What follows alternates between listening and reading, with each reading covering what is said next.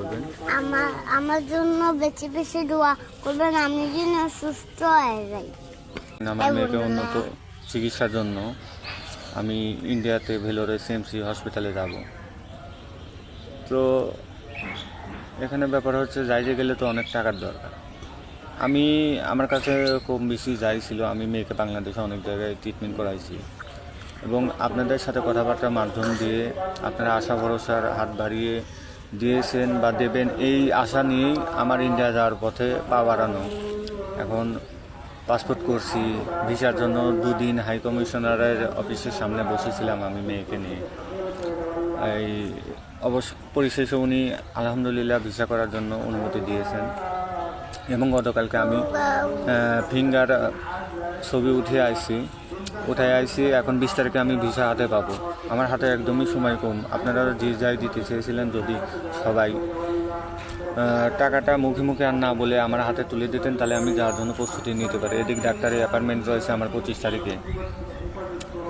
এখন আমার মেয়ের অবস্থা ধরেন আগের তুলনায় অনেক খারাপ। ও এখন হচ্ছে পাগলামিটা অতিরিক্ত করতেছে, মুখ দিয়ে লালা পড়ে। এটা সব সময় হয় না, কিন্তু দিনের ম্যাক্সিমাম সময়ই হয়। আমি সেসব ভিডিও করা হয় না আসলে, ওকে নিয়ে তখন তো কাটাকাটি লেগে যায়। ওর ভিডিও তাও চেষ্টা করি আপনাদের মাঝে তুলে ধরার জন্য। তো যাই হোক, আমার এখন একটাই কথা যে আপনারা যে যাই সহযোগিতা করতে চেয়েছেন সব আমার মেয়ের উন্নত চিকিৎসার জন্য আশা করি খুব দ্রুত 2-1 দিনে আমার হাতে তুলে দেবেন। আমি যাওয়ার প্রস্তুতি নেব এবং মেয়েকে যত তাড়াতাড়ি পারি, ওরে আমার বাসায় রাখার মতন কোনো অবস্থায় নেই। সবাই সহযোগিতা করতে চেয়েছেন, যে যাই দিতে চেয়েছেন, আশা করি আর দেরি না করে আমার মেয়েকে নিয়ে যাওয়ার জন্য প্রস্তুতি নিতে আমাকে সাহায্য করবেন। সবাই দ্রুত দিয়ে দিবেন। সমস্ত কিছু আল্লাহ পাকের ইচ্ছা।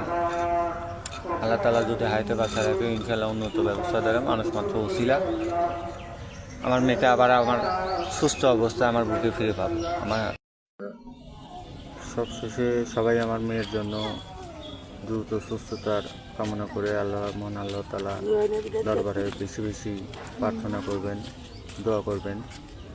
হলো আমার জন্য বেশি বেশি দোয়া করবেন। আমার জন্য বেশি বেশি দোয়া করবেন, আমি যেন সুস্থ হয়ে যাই।